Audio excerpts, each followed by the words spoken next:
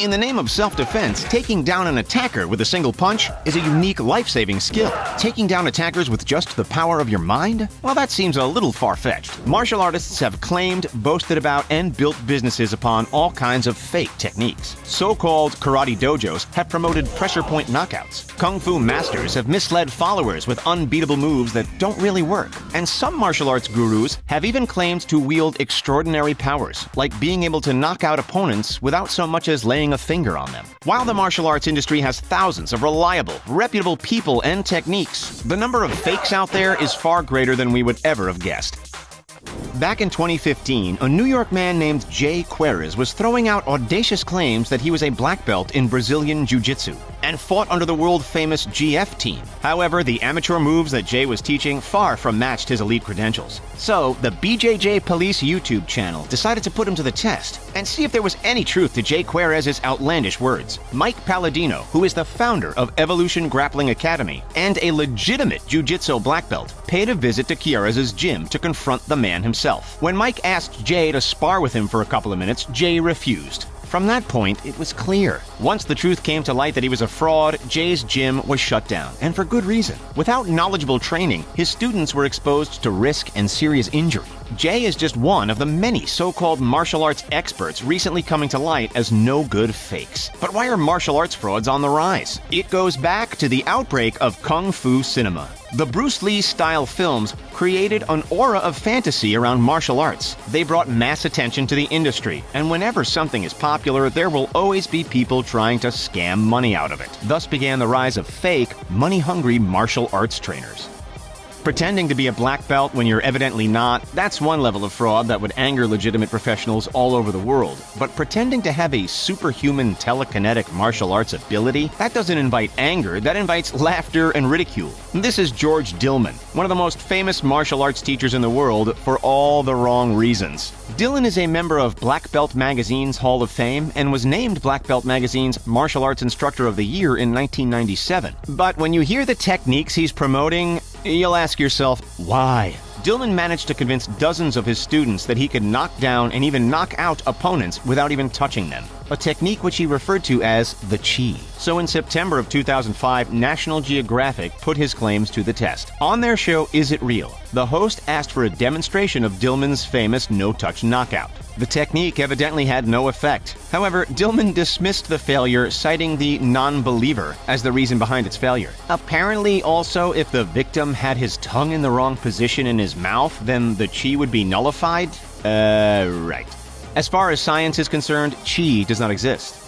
Besides being described as an incredibly difficult co-worker, Hollywood action star Steven Seagal is regularly touted as a fake. In his heyday, Steven was one of the biggest martial arts stars in the industry. In real life, it was another story. Sure, Seagal earned a legitimate 7th Dan ranking in Aikido, but as many critics, including UFC commentator Joe Rogan, have pointed out, that doesn't mean much. At the core of Aikido is the intention for one to defend themselves while also protecting their attackers from injury. That's a good indication as any to its effectiveness. Aikido relies on joint locks and the redirection of momentum and is considered mostly useless unless the opponent is running directly at you. If there is no momentum, then how can you use it to your advantage? Joe Rogan has come out and said, it would never work against a trained fighter. Never. Not in a million years. Even though there's a significant disconnect between Aikido and UFC, Seagal has claimed in the past that he actually taught a lot of well-known fighters everything they knew, including Anderson Silva. Bogus claims, no doubt. I mean, this does not work. While we're on the topic of Aikido, let's swivel our attention to another man who's been swept up in plenty of controversy. This is Yanagi Ryuken, a man who has been described as a master of Daito Ryu Aikido. And get this, a man who claims to have psychic abilities. Check it out, he has either mastered the art of mind control or there must be something in the water in his studio because all signs of science point to one conclusion: fraud. Fed up with nonsense like this and being promoted as truth, 35-year-old Japanese journalist and mixed martial artist Iwakura Tsuyoshi challenged Ryuken to a fight back in 2006, and here's what happened. As you can see, it was never a fair fight. Ryuken claimed that his loss was due to his illness. Lacking full strength, his psychic abilities were temporarily weakened. He may have very well believed this fact, but the wider community did not. Do we have any Jean-Claude Van Damme fans in the house? One of his most famous films, Bloodsport, was based on the amazing story of one of the best fighters of all time, Frank Dux. Frank's story goes as follows. As a teenager, he was taken under the wing of a legendary fighter named Senzo Tiger Tanaka, a world-famous teacher and 40th-generation warrior. Tiger trained Frank in the art of ninjutsu before instructing his star pupil to compete in the no-holds-barred 60-round elimination secretive martial arts tournament known as the Kumite, which was held every 5 years. While waiting for the next tournament to roll around, Dux joined the Marines, earned his Taekwondo black belt, and mastered knife fighting. After winning the Kumite, he joined the CIA and formed his own martial arts school. Thanks to Bloodsport, his story became well-known all over the world, although there was just one problem. He made it all up. It was nothing but lies. The LA Times uncovered the fraud, calling it exactly what it was: macho fantasy.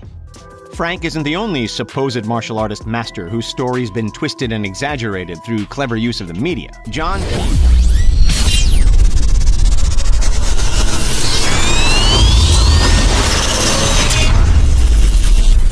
kid from Chicago, soon became known as Count Dante, aka the deadliest man alive. Older Marvel comics were regularly fitted with rather strange advertisements promoting Count Dante. Within these ads, which of course John Keane himself wrote, Count Dante was declared as the master of the poison hand, or Dim Mak, fighting style. The so-called poison hand arsenal consisted of vicious gouging, scratching, and clawing techniques targeted at pressure points, nerve centers, and vital organs of the opponent. By following Dim Mak, Dante was promising to turn the readers into, as was written word for word in these ads, shocking human horror weapons. Simply put, anybody who mastered Count Dante's techniques could subdue opponents with a single touch. At first, it seems that John Keane was simply using the martial arts craze of the 70s to sell his pamphlets and make a few bucks. The general consensus is that there was little truth behind any of it. But the more you look into him, the more it seems as though he actually believed what he was writing. He even rocked up on Muhammad Ali's house demanding a fight. Considering that John Keane was known to walk around with a pet lion, nothing would be too ridiculous. Monks are typically calm and peaceful, promoting serenity and prayer. Shaolin monks, on the other hand, have a reputation for something far different. Remarkable physical feats and fighting abilities. They have shown unwavering balance and impeccable core strength. The truth is that many of these monks spend many hours a day honing their skills, and rarely would they ever utilize their expertise for violence. So when talk arose that Chinese professional kickboxer Yi Long was both an MMA fighter and a Shaolin monk, red flags were raised almost instantly. After doing some digging, Shanghai-based MMA coach Ramsey Dewey called Yi Long out, stating that while he may have some kickboxing prowess, that doesn't mean that his MMA or Shaolin monk claims have any substance whatsoever. At the crux of it all, Yi Long's fake Shaolin monk background is a gimmick used to attract fans. Yi Long never trained in the Shaolin Temple. He merely learned his skills at the Shanghai Sports University. It goes without saying that for every effective martial art, there's an equally ineffective one.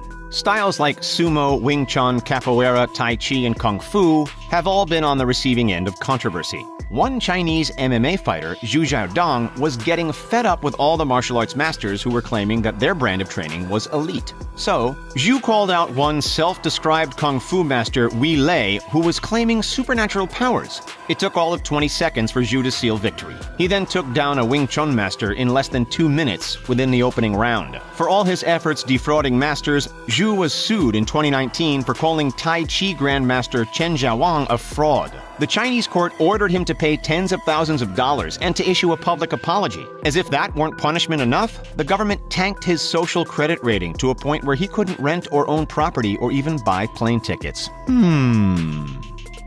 As we move back to the world of Brazilian Jiu-Jitsu, we encounter Rafael Torre, another man whose story is full of lies. Torre infiltrated MMA online circles and started bragging about his 14-0 record, one he claimed to have created within underground pit fighting tournaments. Of course, he didn't have any proof, but people believed him. Oh, and he was also claiming to be an ex-Navy SEAL. After his notoriety grew, Torre caught the attention of Arab Sheikh Tahnoun bin Zayed Al Nahyan. He invited Rafael to the Abu Dhabi Combat Club to take on Bo Hirschberger, and within a minute, Rafael conceded defeat. Then, in 2001, Rafael took on heavyweight Ayoka Tianu in a professional MMA fight. Torre ended up winning with a knee bar, but it was obvious that he had paid his opponent to lose. The compounding lies quickly unraveled from that point.